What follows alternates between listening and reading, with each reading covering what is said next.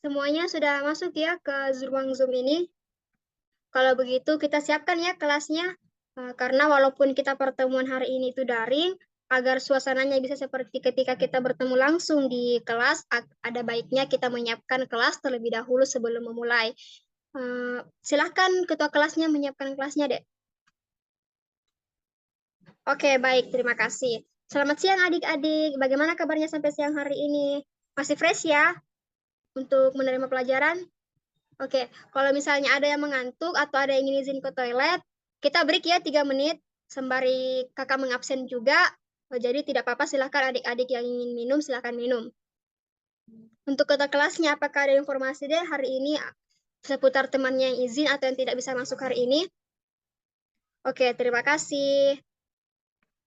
Karena sudah break tadi, kakak bisa ya mulai pelajarannya. Di perkenalan kakak kemarin sudah saya sampaikan ya untuk mencari gambar detail kolom dan balok di mana akan menjadi materi kita untuk pertemuan hari ini. Jadi gambarnya itu harus ada ya, karena gambar tersebut akan dikumpulkan di akhir pembelajaran. Nah, sembari kakak menyiapkan materi juga, kalian bisa melihat gambar-gambar teman kalian. Mungkin ada yang gambarnya berbeda, kalian bisa saling bertukar pendapat dan saling berdiskusi mengenai gambarnya.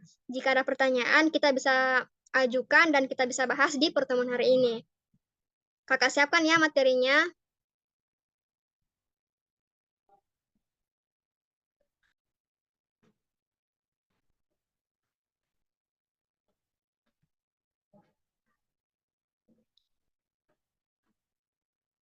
Sudah tampil ya materinya?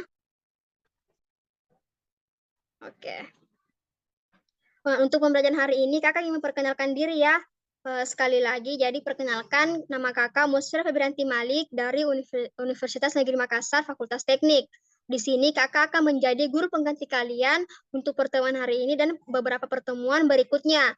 Jadi, tugas pertemuan selama ini, selama kakak yang membina itu, salah satu pemenuhan tugas dari mata kuliah kakak juga. Nah, pada pembelajaran pertama, mata kuliah konstruksi dan utilitas bangunan ini, kita akan membahas tentang membuat gambar detail kolom dan balok. Nah, sebelum masuk membahas materi, kakak mau mereview pengetahuan kalian semua. Di sini terdapat gambar di mana kalian itu diarahkan untuk menunjuk manakah kolom dan manakah yang termasuk balok. Mungkin ada adik-adik yang ingin berani menjawab mengenai kuis pertama ini. Oke, baik. Terima kasih jawabannya. Karena sudah tahu ya yang mana kolom dan balok, mungkin ada dari teman-teman juga, apakah ada yang tahu apa pengertian dari kolom dan apa itu pengertian dari balok sendiri? Ya, silahkan, Dek. Oke, baik. Terima kasih jawabannya. Kalau begitu kita masuk ya ke slide selanjutnya, di mana di sini disebutkan kolom adalah batang tekan vertikal dari rangka struktur yang memikul beban dari balok. Jadi, kolom di sini itu memikul beban dari balok ya, di mana balok itu terletak di atas kolom. Oke. Mungkin ada yang tahu apa itu tekan vertikal atau gaya vertikal? Ya, gaya vertikal itu adalah gaya yang berada di atas kolom ya, atau ada yang di dalam ruangan seperti manusianya, seperti kalau misalnya kolom itu menopang di atasnya berarti dia menopang rangka atapnya. Untuk lantai 2 itu biasa ada platnya, ada lemarinya, ada mejanya, dan lain-lain sebagainya. Kemudian untuk balok sendiri, di sini, balok adalah suatu elemen struktur bangunan yang bersifat kaku serta dirancang untuk menanggung dan menahan beban menuju ke kolom untuk diteruskan ke fondasi. Jadi ternyata balok itu meneruskan beban ke kolom dan kolom meneruskan bebannya ke fondasi. Selain itu, balok juga berfungsi untuk mengikat antara kolom supaya kuat dari gaya horizontalnya. Nah, di sini ada disebutkan gaya horizontal. Mungkin adik-adik ada yang tahu apa itu gaya horizontal? Nah, gaya horizontal itu gaya-gaya yang diakibatkan dari eksternal bangunan. Seperti apa itu? Seperti angin, longsor, begitu ya adik-adik. Oke, selanjutnya kita menemukan jawabannya, di mana ternyata kolom itu ada di angka nomor 1 dan balok itu ada di angka nomor 2 dan 3. Nah, ternyata di sini balok itu ada 2 ya adik-adik. Di mana karena gambar yang kakak tunjukkan di sini adalah bangunan berlantai, berarti terdapat 2 balok induk dan balok anak. Nah, bagaimana kalau misalnya bangunan itu bangunan berlantai 1, berarti balok tersebut dinamakan ring balok. Sudah mengerti adik-adik? Pengerti perbedaan balok dan kolom itu? Nah, di sini ada syarat tulangan pada balok, di mana yang pertama itu ada setiap sudut balok harus ada 1 batang tulangan sepanjang balok atau balok induknya ya. Kemudian ada diameter tulangan pokok itu minimal 12 mm. Kemudian jarak ke pusat tulangan pokok itu maksimal 15 cm dan jarak bersih 3 cm pada bagian yang memikul beban maksimal. Ini letak-letak ini ya tulangannya. Kemudian hindarkan pemasangan tulangan pokok dalam 2 lapis. Jadi tidak boleh ya memasang tulangan pokok sebanyak 2 lapis.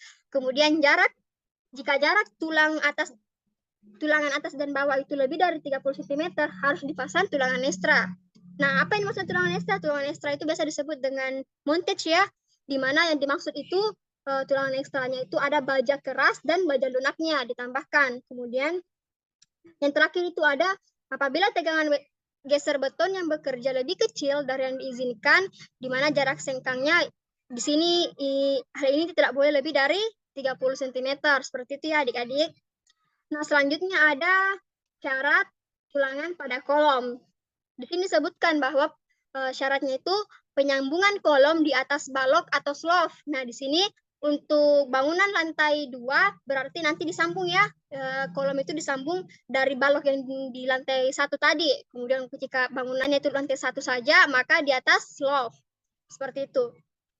Kemudian ada 1/4 tinggi kolom. Jarak sengkang lebih rapat daripada bagian tengah. Jadi setiap 1/4 bagian kolom itu susunan jarak sengkangnya itu dirapatkan supaya lebih kuat lagi seperti itu. Kemudian lebar kolom lebih dari 30 cm diberi tulangan tambahan di tengah-tengah yang lebar tersebut. Kemudian minimal tulangan kolom menggunakan diameter 12 cm. Nah, kemudian di sini untuk menggambar kolom dan balok ya, di mana di sini skala yang biasa digunakan itu sesuai dengan pada dena bangunannya, yaitu menggunakan skala 1:100. Kemudian ada gambar detail di mana bertujuan menyajikan detail penulangannya sehingga gambar pun lebih difokuskan pada bentuk dan jumlah posisi penulangannya. Kemudian ada skala detailnya di mana detail penulangan itu biasa digambar dengan skala 1:25. Sedangkan potongan tulangannya itu digambar dengan skala 1:10. Nah, di sini kita pembahasan kolom ya, di mana untuk dimensi kolom 15 x 15 cm menggunakan tulangan utama 12 mm dan tulangan sengkangnya itu 8 mm dengan jarak 15 cm. Untuk penggambarannya itu ada di samping ya. Adik-adik bisa lihat maksudnya itu yang mana. Kemudian untuk pembahasan rim balok. Di sini pada bangunan lantai 1 biasanya menggunakan ukuran 12 x 15 cm dengan tulangan utama 12 mm. Nah, jarak dari slope itu biasa kurang lebih 4 meter ya untuk pembahasan ring baloknya. Nah, untuk dimensi balok ini untuk bangunan lantai 2 ya. Biasanya itu berukuran 20 dikali 30 cm.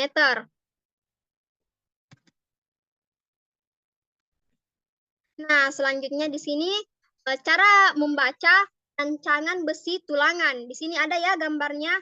Di sini ada tulisan D8-200, 6D13, seperti itu ya. Jadi artinya itu 8D200 itu artinya perlu sengkang besi ulir ukuran 8 cm, 8 mm dengan jarak antar sengkang itu 200 mm. Nah, kalau misalnya kodenya itu 6D13 berarti artinya perlu tulangan 6 buah jenis ulir dengan ukuran diameter 13 mm. Kemudian kalau misalnya kodenya itu ada 6P12 berarti perlu 6 batang besi polos ukuran diameter 12 mm. Jadi bisa dilihat ya kalau kode D itu berarti besi ulir, sedangkan untuk kode P itu berarti batang besi polos. Sudah paham ya adik-adik? Nah, di sini selanjutnya tuh ada tugas ya. Di sini kakak ingin membuat tugas kelompok. Jadi silakan adik-adik menghitung dari 1 sampai 5 karena di sini jumlahnya 37 orang. Jadi berarti ada 2 kelompok ya yang memiliki anggota 7 orang. Jadi silakan menghitung dari sisi kanan dari ini ya. Dari adik-adik saja karena kita di sini pertemuan Zoom. Jadi silakan membagi kelompok dari total siswanya 37 orang. Kemudian tugasnya itu yang pertama mencari dana rumah hunian. Kemudian menggambar manual detail kolom dan balok dari dana yang dimiliki. Dengan ketentuan skala sesuai materi yang telah dijelaskan. Tadi ada ya dijelaskan mengenai skala-skalanya.